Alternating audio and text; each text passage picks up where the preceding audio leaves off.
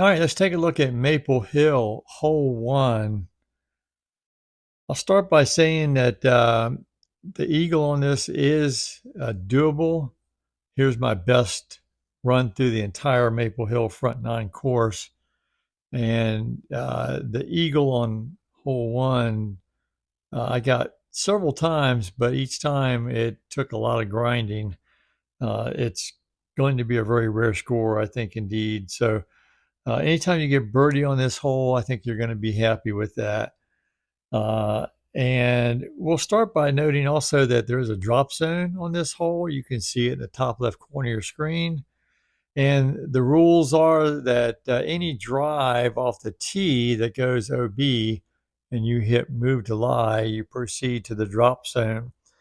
Uh, After that, any drive that goes OB is normal OB rules. You just take it where you cross out of bounds. So let's take a look at that drop zone. We'll toss a musket down here in the lake and then hit move to lie and see what this looks like. And there's our DZ. And you can see at this point, it's pretty punishing. So I'm looking at an instant par uh, at best, possibly a bogey. I'd say, depending on the wind, likely a bogey. So with this wind, pretty favorable. See if I can salvage my par. And with this shot from the drop zone, it helps if you've got a bomber that has some turn and a straight finish. And for me, that is the Glide Skip Captain. I'm going to go forehand, and I'm going to aim towards the left side of this entrance to the green. And I'm going to keep it a little high so I try not to run into any of these Christmas trees.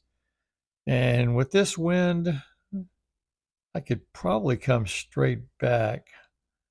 Uh, but I think I'm still going to give it, just to be safe, a little bit of Anheuser, because I'd rather be to the left of the entrance than to the right. So let's give it just a little bit of Anheuser just to help out, maybe. All right, let's see if we can salvage a par. Sit down. Okay, all right. So that time we were able to salvage a par from the drop zone. Not always going to be the case. Just trust me on that. So the lesson there is, don't go OB off the tee pad. Now, I will say there is a wind on this hole, a 3 headwind, where even avoiding the OB off the tee pad, you're probably looking at a par most of the time, even staying in bounds. The 3 headwind makes it really hard to get across this pond, particularly if you get greedy and try to go across like right here.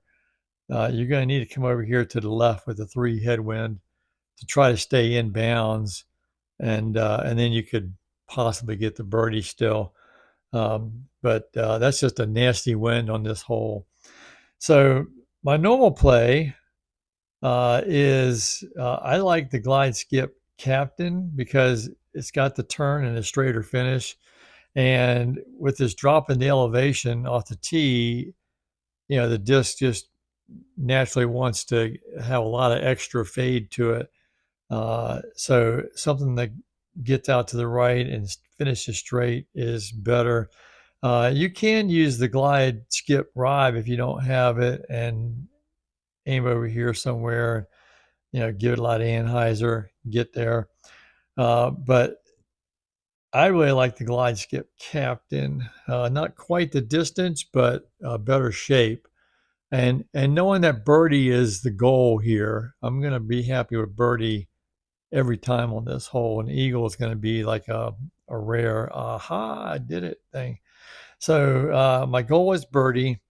And what I normally do is aim somewhere with the middle chevron on this little line of rocks up here, and using the bottom chevron for a pointer now. My ideal landing point is right here. It's a very narrow window, but it's a road that goes up towards the green. And if you hit this area, you'll get a nice skip. If you miss right, or to the left, but most of the time you're probably going to miss right.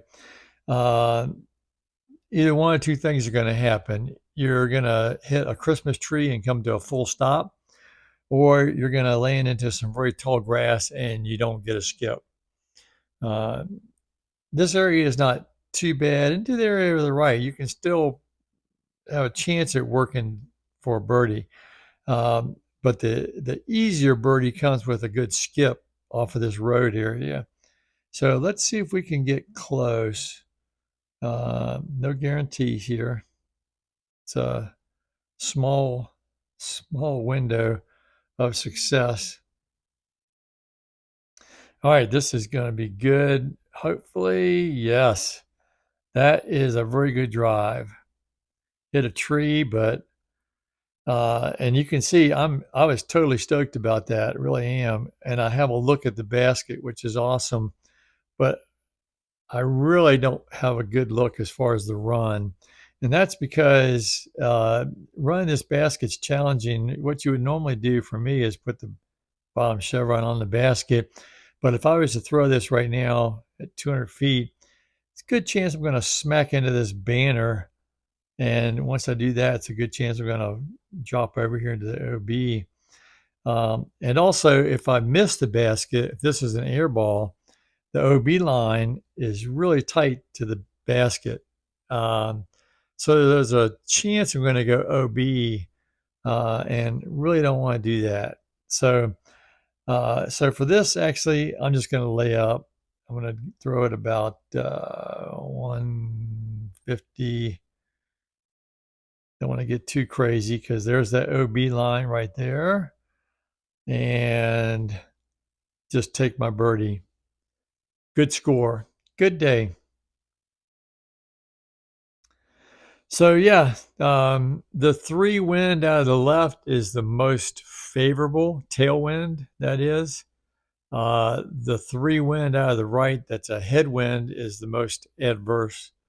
But even this wind is not very good. This is a bit of an adverse wind. I don't want to. I'm embarrassed to even say hours probably practicing this one hole.